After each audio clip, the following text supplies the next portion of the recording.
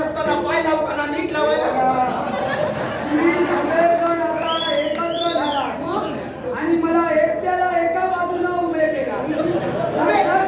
तुम्ही राहताना तुम्हाला त्यावेळी माझ्या कन्येनं शिवतत्वाची भक्ती करू लागली. त्याच वेळी तुमच्या लक्षात यायला होतं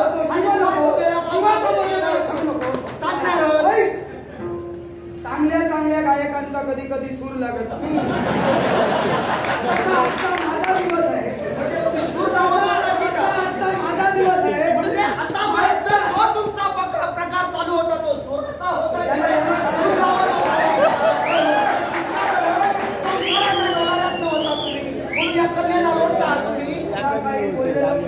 तुम्हाला कळत नाही आणि सुरांचं बोलणं होते सामवेदाचा अपमान. कन्या या आईच्या उदरातून जेव्हा बाहेर आली आता आत्मविश्वास आहे.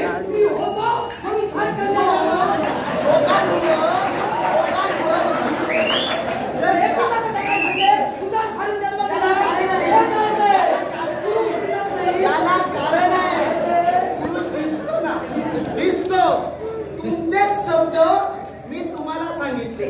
कारण आई जर मुलाला विष पाजायला जाते तर याला कारण आहे. त्याच्यातच सगळं आहे. ते तुम्हाला कळत नाही. त्याचा दोष तुमचा आहे. त्याला कारण आहे. जर का आई विष मुलाला पाजते त्यावेळी बाप काय झोपलेला असतो की का झोपलेला असतो. हे उदाहरण आहे उदाहरण. जसं तुम्ही दुसऱ्याला उदाहरण देतात तद्वधी तुमची बायको सुद्धा तुमच्याच प्रमाणे आहे. उंबरट्यावरचं ज्यावेळी बाप ओलांडलं ना त्यावेळी आई बापाचे संस्कार घेतले आणि जास्त तुमचे संस्कार घेतले. कारण हा तुमचा संसार चालवायचा होता. 60 कन्येना जन्म दिलाय ना त्या 60 कन्येना तुमच्या पुरुषार्थापासून माझ्या उदरात वाढी दिलं. त्या माझ्या कन्येचं सुख मला पाहायचं होतं म्हणून वेळोवेळी तुमचीच उदाहरणं माझी उदाहरणं घेतली. मी उदाहरणं हातासाठी त्या अंकिराला दिली म्हणजे नात्यानं तिचा भावतीला दिली. आता तो व्यायी होणार म्हणजे एका बाजूने त्याला दिलेली उदाहरणं तुला आवडली नाही आणि दुसऱ्या बाजूला आपली कन्याही त्याच्या मुलाला द्यायची नाही. उदाहरण आवडण्याचा प्रश्न काय आवडण्याचा प्रश्न काय. तर का तुम्ही दुसऱ्याकडे पाहतात आणि बोट दाखवतात तर स्वतः जवळ 3-4 बोटं फिरवायला हवी हे तुम्ही विसरलात. याची जाणीव करून देण्यासाठी मी त्याच्याशी लग्न करू देणार नाही. त्या शब्दाला मी ठाम आहे. 4 बोटं माझ्याकडे फिरविली. 4 बोटं म्हणजे अधिक बहुमत झालं आणि 1 बोट तुमच्याकडे म्हणजे एकमत झालं.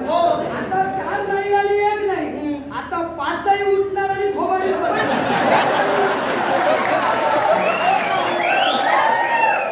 तुम्हाला सांगते ही 5 बोटं तुम्ही माझ्या स्त्रीमुखात देण्याचं कर्तव्य करणार. मी तुमची बायको आहे. या संसाराचा डोलारा जिनं सांभाळण्याचं कर्तव्य केलं. तिनं नवऱ्यानं मारलं काय आणि पावसानं भिजलं काय हे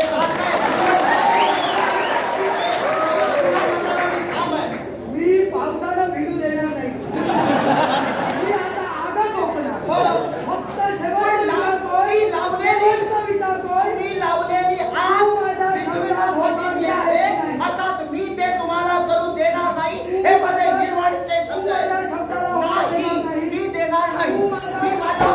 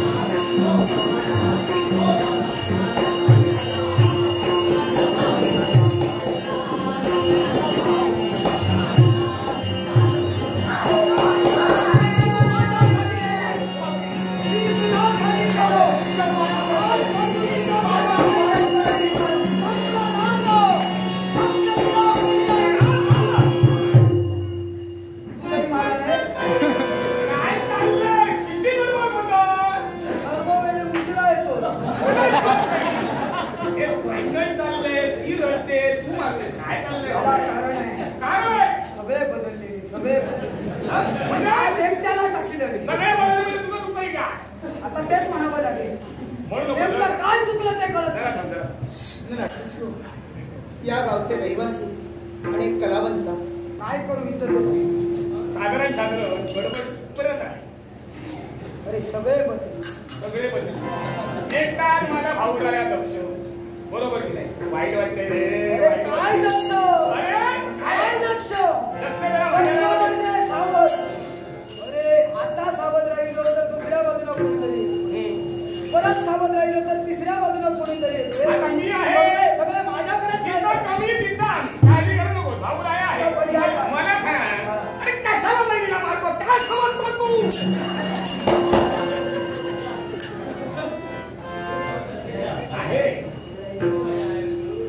सद्विशाशी लग्न ठरलं.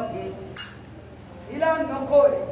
याला कारण म्हणे तो सद्विष कुरूप आहे. अरे जगात कुरूप नवऱ्याने असंच बरोबर बरेच जण ठबकलेले आहेत. वाट बघताय डोळे उघडून. पर्याय काय?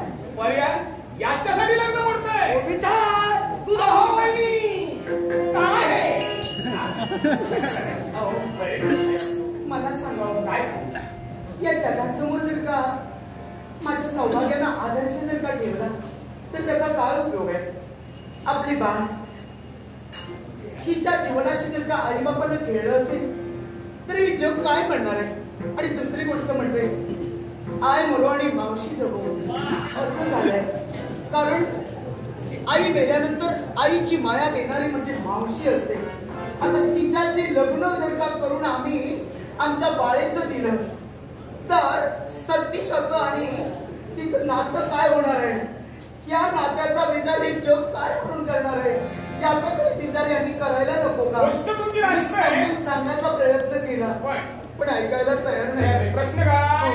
नाही कुठं फक्त सद्विष हा कुरूप आहे. कारण प्रजापती असलेल्या कारणानं याला काहीही घालते. कारण याच्या किंवा सांगण्यामुळे सर्व घडते. नाती गोती दक्षाला लागू शकत नाही. जरी लागून नसली मान्य आहे. आम्ही लग्नाचं नातं जोडतोय ना, पण नंतर सुखाचा विचार करायला हवा. लग्नाचा प्रश्न इथपर्यंत येऊन ठेपलाय की सद्विष हा फक्त कुरूप आहे. याच्यामुळे लग्न मोडते. प्रश्न मिटला. मी मिटवतो. कसा काय? मी कशाला गेलो? हे कधी कसं? मला एक सांगा. हे नातं जोडण्यासाठी सगळं मिटवताय ना? हो, माझं ऐकून तरी घ्या. फक्त सद्विष कुरूप आहे म्हणून जर का लग्न मोडत असेल सद्विषाला आपण सुंदर करूया. काय होऊ शकतो? काहीही होऊ शकतं. म्हणजे एवढे दिवस मी खोटं बोलत होतो.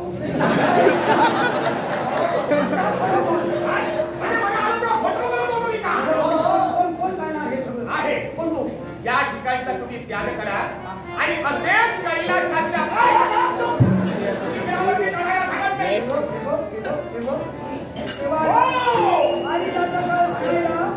त्या कैलासाच्या पायथ्याशी हिमालयाच्या म्हणजे तेच झालं. ते सगळीकडे तोच आला. आता म्हणे कैलासाच्या पायथ्याशी हे सगळे पर्वत बरे शोधून आहे. उपाय तिकडेच जमलेला आहे. सर्व संजीवनी पर्वतावरतीच आहे. हो, माझा ऐकून घ्या. हे मी कैलासाच्या पायथ्याशी जायला कशाला सांगतोय? त्या ठिकाणी उत्कृष्ट मूर्तिकार आहेत. या विश्वात मूर्तिकार भरपूर आहेत. तुलाही माहित आहे. मूर्तिकार भरपूर आहे. तुलाही माहित आहे. सांगतोय, सांगायला हवं. कळायला हवं ना, कळायला हवं. मूर्तिकार लोक आहे एकदम उत्कृष्ट मूर्तिकार. नुसतं प्राण होतोय, प्राण होतोय. जणू काय त्या मूर्तीचा उदय झाला असं वाटतं.